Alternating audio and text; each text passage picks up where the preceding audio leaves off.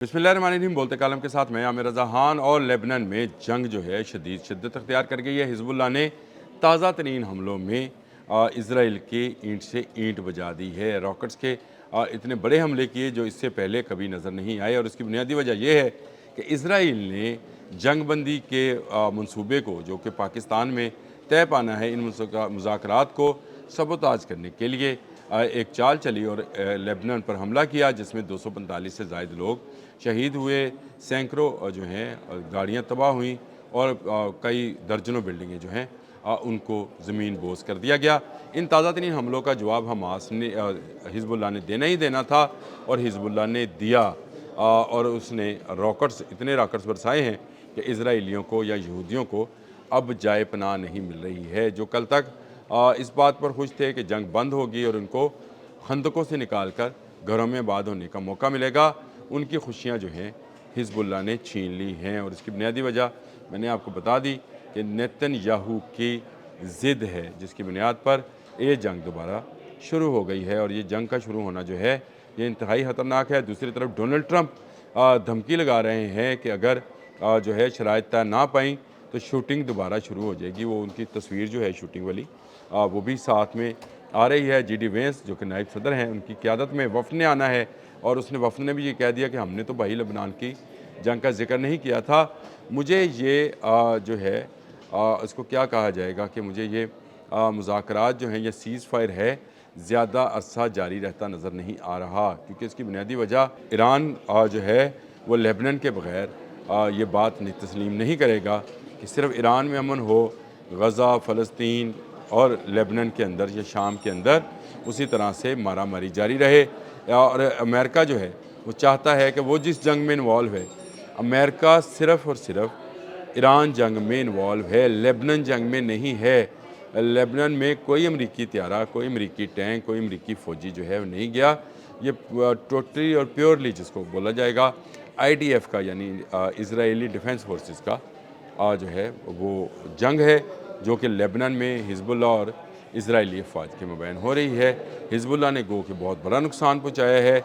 इसके 100 से ज़ायद टैंक्स और बख्तरबंद गाड़ियाँ तबाह कर रखी हैं। इसके सैकड़ों फ़ौजी जो हैं उनको जहन्नम वासिल कर चुका है, और हिजबुल्लाह अब भी रॉकेट्स बरसा रहा है। हिजबुल्लाह ने इनके एक हेलीकॉप्टर के गिराए जाने का भी जो थी, ये ख़बर भी हमने कुछ दिन पहले आपसे डिस्कस की थी। तो हिजबुल्लाह इनका जवाब, भरपूर जवाब दे रहा है।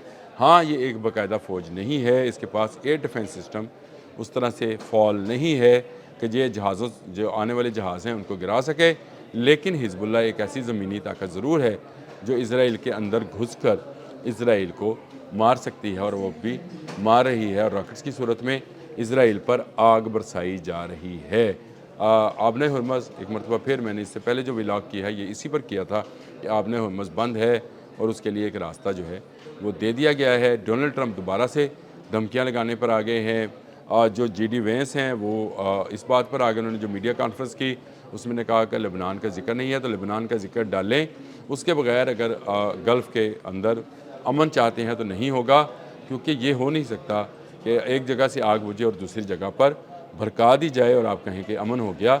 एक जगह का अमन दूसरी जगह की जंग पर अगर ख़त्म होगा तो इसका मतलब ये है कि जंग बंद नहीं हुई है। लेबनान के अंदर से हिजबुल्लाह ने भरपूर जवाब देना शुरू किया है, यहूदियों को मारना शुरू किया है, इनके टैंक्स और इनके जो पनाहगाहें हैं उनको उड़ाना शुरू किया है। इस वक्त भी जो शुमाली इसराइल है उस पर हौज़ी और हिजबुल्लाह मिलकर हमला कर रहे हैं, और उस हमले का जवाब दे रहे हैं जो लेबनान के नहत्ते शहरियों पर काफ़ी बुलंदियों से गिराए जाने वाले बॉम्ब्स का नतीजा है। इसराइल जो है शायद ये समझ रहा है कि वो इस तरफ जंग जारी रखकर ईरान की जंग जो है उसको कैमोफ्लेज कर पाएगा, तो ये बात बिल्कुल गलत है। ईरान, हिजबुल्लाह, हमास, ये सारी वो तंजीमें हैं जो हौज़ीज़, ये तमाम तंजीमें जो हैं ये एक हैं। अब आपको अगले आने वाले चंद घंटों में आपने हमस के साथ साथ बाब मंदब भी बंद होता नज़र आ रहा होगा, क्योंकि इससे बहीरा अहमर से होने वाली तजारत जो है वो भी बंद हो जाएगी। जंग मज़ीद फैल भी सकती है, और अगले आने वाले 48 घंटे में इसमें मज़ीद बेहतरी भी आ सकती है। ये सारे का सारा मामला अमरीकी सदर डोनाल्ड ट्रंप के हाथ में है, ان کو چاہیے کہ وہ سمجھائیں نیتن یاہو کو، نہ کہ نیتن یاہو جو ہے وہ پتلیوں کی طرح کبھی جے ڈی وینس کو، کبھی ویٹکوف کو، کبھی ٹرمپ کو جو ہے گھماتے پھراتے رہیں۔ یہ معاملہ جو ہے یہ اس طرح سے ختم ہونے والا نہیں ہے۔ دنیا میں امن بحالی جو ہے وہ اس معاہدے پر جو ہے وہ مشتمل ہے۔